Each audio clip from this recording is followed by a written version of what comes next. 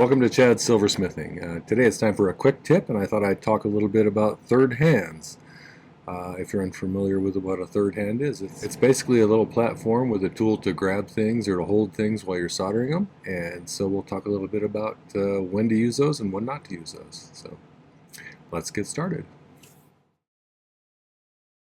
So this is one of my design idea sketchbooks that are available on my merch store. This one has flow temperatures of various types of solder on the back.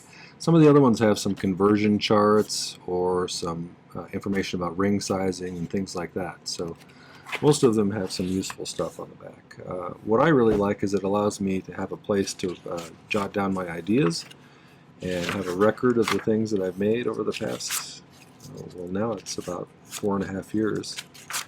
So I have 3 or 4 of these books full of drawings and information about the projects I did. So it's a really useful way to keep track of things. Alright, today we don't have much of a drawing because we're not really going to be making a project. What I wanted to talk about is a device called the third hand. And this is a third hand right here. So these are really useful in some situations. There are times when you need to hold a piece of jewelry in a particular position when you're soldering it together, and this can be handy for some of those situations. So I wanted to talk about some different kinds. There's basically, I've seen 3 different kinds or so. There's probably others that I haven't seen, but this is the kind that I like the best, with a little just kind of a stepped platform like that, and it has an adjustable hinge joint on top here that can go in any direction. You can turn this thing sideways, you can flip it down low like that, straight up. You can do just about whatever you want to with that kind of a joint. One time when I was at a show, a jewelry and gem show, they had a tool booth, and I saw this one, and I thought, oh cool, because honestly it had a double set of tweezers on it like this, and I thought, oh, that'd be handy to have 2 different sides on it. But what I didn't realize at the time is these knobs get in the way of turning it horizontally, so you can't turn it totally horizontally, and that is a feature of this one that I don't like as well. So if you're going to get one, I'd probably get one like this, in spite of the novel 2 tweezers on it. The third kind, I do not have one, but I've seen these type where they have the little alligator clips on little arms, and you can grab things with them. If you grew up in the 70s, you probably think of them as roach clips. So I haven't actually tried those, but I've heard other people say they really like them. So I don't know. It's worth a try maybe. But if you know, let me know in the comments whether you like yours or not, and whether it's durable and works for what you need it to work for. So there's a few things I want to talk about them. The first thing is that oftentimes beginners get the idea that this, while being a useful tool, should be used for almost every operation. And I occasionally catch people in my beginning class that I've had in the past, like putting a bezel on this to be soldered, or just using this on every project to hold the piece while they're soldering it. What I usually tell people is they should only use this when they can't think of any other way to position their piece to solder. It's especially hard for beginners who have not yet quite figured out the distance to hold the torch away and how much heat needs to be put into the piece and all of that kind of stuff. It complicates that equation for a beginner. So I would suggest, like I said, to try and do it without if you can, and then use it as a last resort. The reason is really because, and this goes to how silver solders. With silver, you need to get the entire piece up to the flow temperature of the solder in order for it to give you a good solder joint. And the problem with using a third hand is, let's say I have this ring on here, and I'm going to solder this. In order for things to solder on it well, it has to reach 1450 degrees, which is the temperature that hard silver sheet solder flows at, which is what I use most of the time. And the problem with the third hand is there's a lot of metal here, and this is sitting on that metal. And so when you're heating this, some of that heat is pouring into this tweezers here, and it's acting like a heat sink and drawing some of the heat away from here. So if you had this on a soldering pad, where it might take you 20 or 30 seconds to get it up to the flow temperature, it's going to prolong that situation, so it takes a lot longer to get it to reach temperature because this thing has to heat up too, if that makes sense. So if you can do it without it, it saves time, makes it easier to get the thing up to temperature quickly, and generally makes your soldering easier. So that's not to say it's not a useful tool, and there are certain situations where it can be very handy. Some other things to think about. People have a tendency to think that they have to clamp things in the tweezers.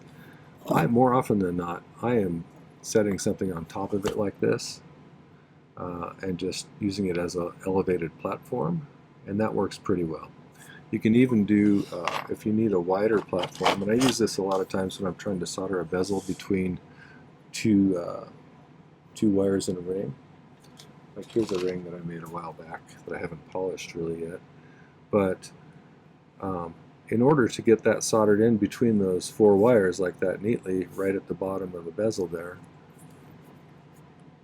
I'd like to have this spread open just enough to where neither the band nor the bezel can fall out or fall through. And if you use your tweezers like this, you can adjust wear along there to get it just the right distance apart like that, so you have a little bit wider platform. So if I do it just like that, the bezel can't fall through and the band won't fall off if I have it just right.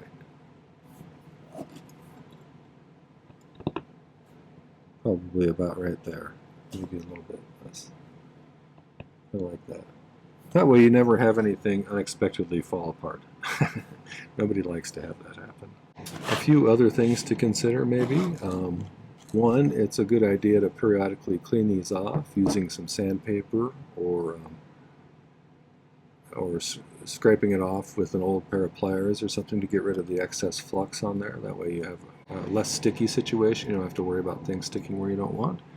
The other thing was, right before this video, this thing was kind of like this, just from being used over and over again. So they do tend to, the heat warps them and they get bent up from being used. So if you need to, adjust them so that they're still pinching closed together nicely like that. So in summary for this particular tip, I would say handy tool to use sometimes. If you can find a better way to do it without using this, sometimes that's a better solution. You don't have to worry about the situation where this is drawing a lot of the heat out of your piece. Get one that allows you to turn it in any which direction. That's an important feature for me, because sometimes you want to clip something in horizontally. You know? Well, tell me what your favorite type of third hand or holding device is for jewelry. I'd love to hear your input on this. So feel free to leave a comment telling me what you like to use for a third hand and how you hold things together. I always like to learn other people's ideas and strategies because it makes me a better metalsmith. So thanks for the comment in advance. Well, that was just a little bit of information about third hands and when it's best to use them and when it's not. So I hope you found that information valuable, and if you did, I'd love it if you'd hit the like button before you go. And I'd really like it too if you went over to my main channel page and checked out some of my other videos. I just passed 650 videos on YouTube, which is amazing. So I can't believe I have that many, but there's quite a bit of good content over there. So check out a few of the videos. Make sure to subscribe to my channel. There's no cost to it. It makes it easier for you to find my content. And you can even set it up to where it tells you when I release a new video. So I'd also love it if you left a comment, and there's a new feature on YouTube called hyping that helps the algorithm to find me and to promote my videos, so I'd appreciate it if you do that too. Before I go, I wanted to thank some groups of people. My patrons over on Patreon are my core group of supporters. They have formed this lovely community of artistic and talented people. I appreciate being able to pick their brains, and I know they like to pick my brain. So not only have they created a really cool place to hang out with some other artistic people, they help support me financially, and I couldn't do this without their help. So thank you guys for making it like that. The other group are my YouTube subscribers, and we just passed 28,600, which is amazing. Thank you for that. I love the comments that you guys leave. It's really nice to get to know you a little bit and hear your stories and your silversmithing journeys. And the ideas for videos and advice you give me, all of that stuff is really useful. It makes me a better metalsmith, and it gives me great ideas to do videos about. So thank you for that. Thanks also for the financial support, the Buy Me a Coffees, the Super Thanks, merch purchases, buying my ebooks. All of that stuff makes my channel sustainable, and I couldn't do it without that either. So thank you for that. Visit the video description down below for some important links. There's a link to my Patreon if you want to find out more about that nice community. There's a link to my shop if you want to get yourself one of those nice design idea sketchbooks or some other merch, a t-shirt or a magnet with some useful information on it, or a mug with cute animals and metalsmithing stuff on it. All sorts of fun stuff over there, so check it out. And finally, there's a link to my newest ebook. For each tutorial I did during the year in 2025, there's a page, and it has a link to the video, plus a bunch of extra information and pictures about the video itself, including some advice that I might have thought of after the fact, and things that I might have learned. So it's a useful way to have a whole bunch of projects at your fingertips, and a really nice way to support my channel. You can even get the 3 years that I did it for as a package deal. Check for that particular listing on the store there. You get $15 off if you buy all 3 at the same time. So if you choose to do that, thank you very much. I do appreciate it. All right, well, thanks for watching today. Take care. Happy silversmithing.